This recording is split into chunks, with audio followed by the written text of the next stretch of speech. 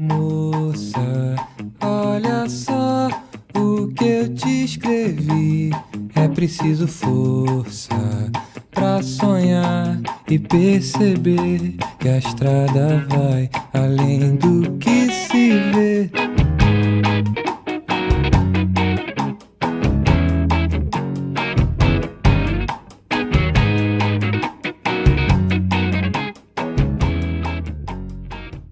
Você sabia que o HIV voltou a crescer no Brasil, principalmente entre os jovens?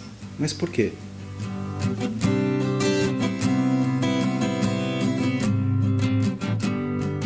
Nós paramos de educar as novas gerações em relação à AIDS. E o resultado disso qual foi? O Brasil hoje, ao contrário, na contramão dos países desenvolvidos, é aquele em que a prevalência da AIDS está subindo nas populações mais jovens, enquanto nos outros lugares está caindo. Subiu 11%. O pior, as maiores vítimas são jovens, de 15 a 24 anos. Especialmente aqueles que estão começando a vida sexual, nós não perdemos a consciência, perdemos a noção do perigo que representa a AIDS. E dentre esses jovens, sabem qual grupo o número de infectados mais cresceu? Uma coisa que chama muito a atenção é que a maior parte dos novos diagnósticos, ou uma população que tem sido infectada com uma frequência muito maior do que outras categorias, é a população de jovens, homens que fazem sexo com outro homem. Né? Tem uma população que é mais exposta, que eu tenho que ser sincera e dizer, que é os jovens gays, e é verdade.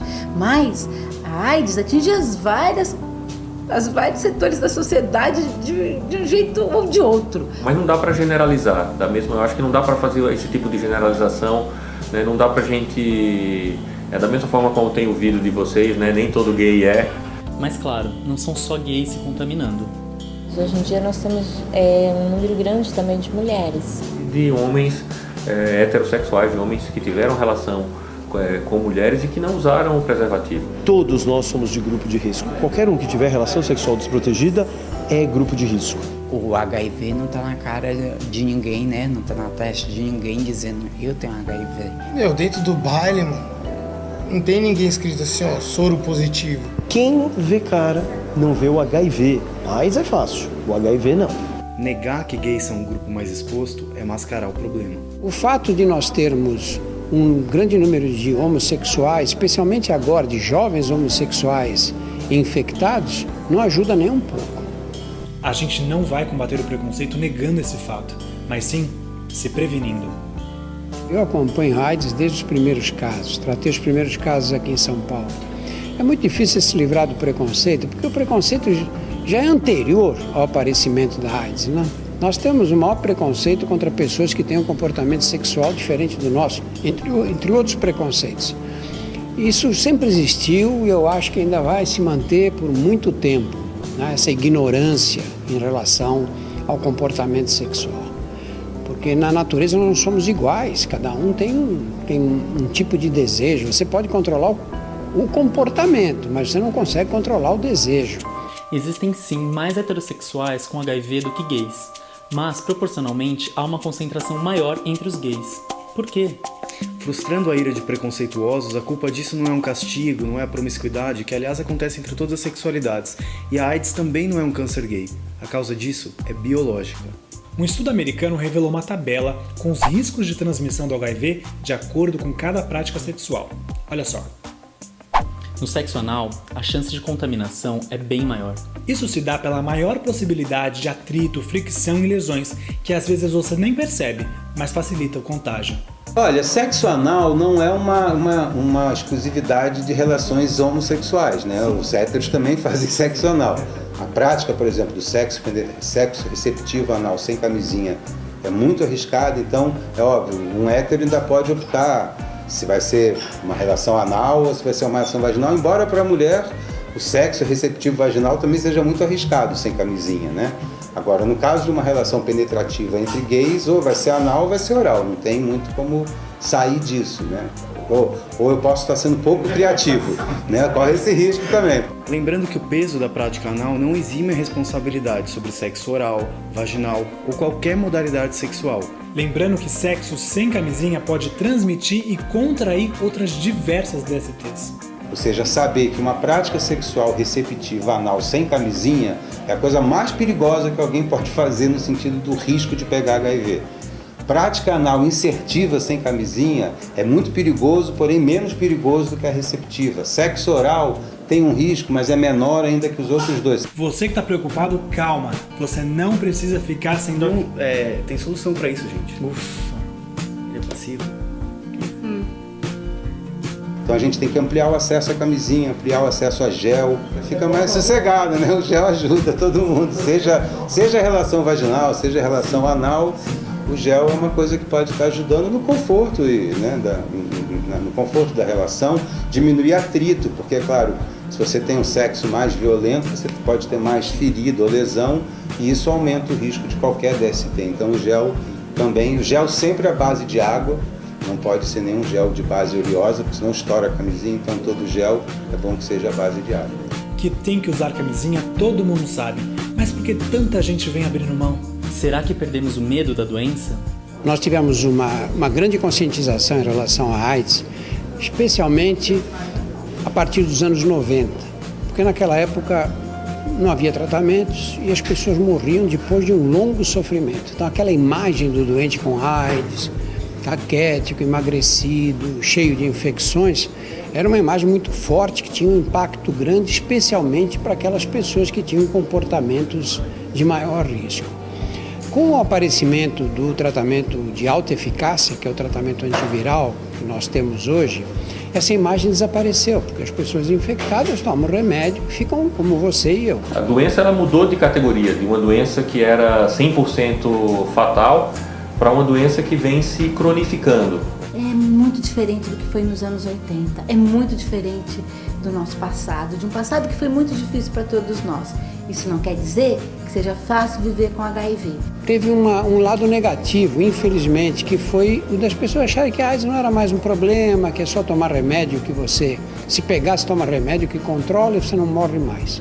Tudo bem, tem a medicação, está evoluindo bem, né? Eles estão conseguindo ter uma vida super natural, né? Pode ir para balada, curtir, fazer academia, dançar, fazer o que quiser, namorar, beijar, tudo.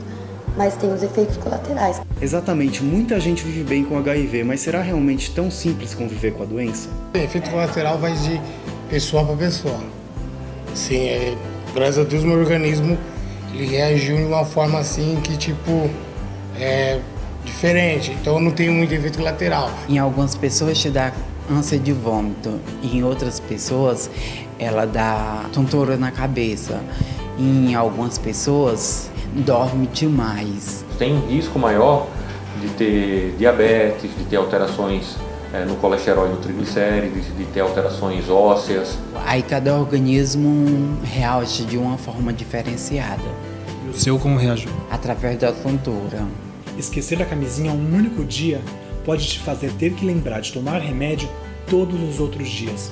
Já pensou nisso? Imagine o quanto é difícil para a gente usar uma medicação 10 dias, um antibiótico. Agora imaginou ter que tomar as medicações na dose certa, na hora certa, todos os anos da vida. A chance de você esquecer, de você pular a dose, ou daquele remédio fazer mal para o teu estômago, você ficar com náusea, ou ter vômito, ou ter diarreia, é muito grande. Porque é muito dolorido mesmo você ver um adolescente pegar 8 comprimidos e tomar 8 comprimidos de uma vez só. E não dá para desistir. Quando você está fazendo o tratamento e que você desiste, ele te derruba mais forte ainda. O uso irregular da medicação é a principal causa que está relacionada com a falência do tratamento. Porque se você usa a medicação de forma irregular, você aumenta a chance do vírus se tornar resistente aos medicamentos. E acredite se quiser, tem gente que se contagiou e se disse aliviado. Onde? Ele disse aliviado, não aliviado. Ah, tá. Certa vez eu ouvi isso de um paciente que falou: puxa vida, eu estou tão feliz que agora eu tenho HIV. Eu falei: como feliz? Não, porque eu sempre me preocupava quando eu ia pegar. E agora eu já peguei, agora eu estou mais tranquilo. Agora que é a hora dele ficar muito mais atento. Não só porque ele pode contaminar outras pessoas. Mas se ele tiver uma relação sexual com outra pessoa que tem HIV e que abandonou o tratamento, ou começou, parou e que tem um vírus resistente diferente de um vírus que ele tem, desenvolve doenças graves. Uma maneira de melhorar esses efeitos colaterais é um diagnóstico precoce. O diagnóstico precoce ele faz diferença em relação ao tratamento. Quanto mais rapidamente eu conseguir ser diagnosticado, melhor vai ser a resposta ao tratamento e menos chance eu tenho de transmitir esse vírus para outras pessoas. Portanto, quanto antes fizer o diagnóstico, melhor.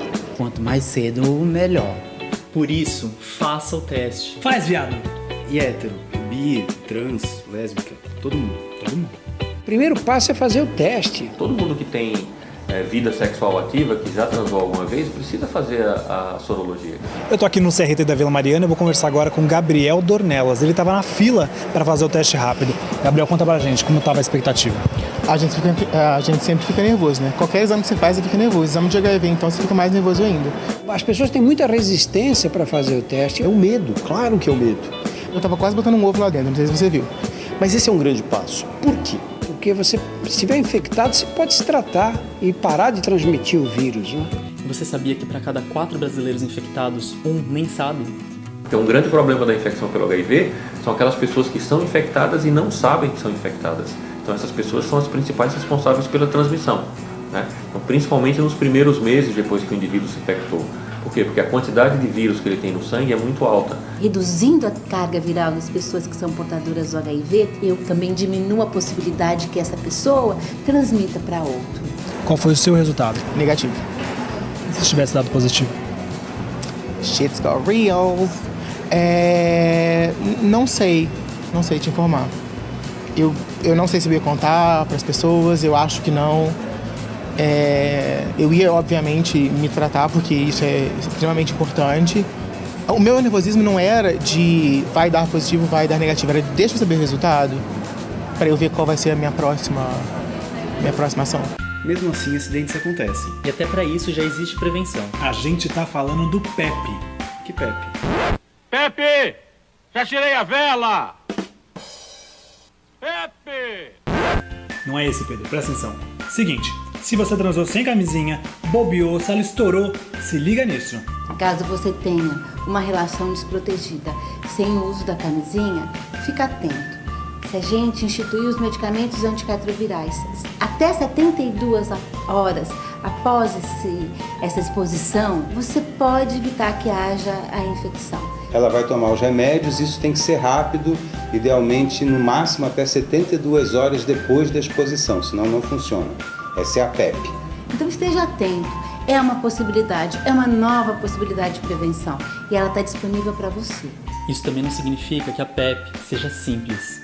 E assim, a gente tem muito cuidado com relação a esse tipo de estratégia de prevenção, para deixar muito claro que não é uma pílula do dia seguinte, né?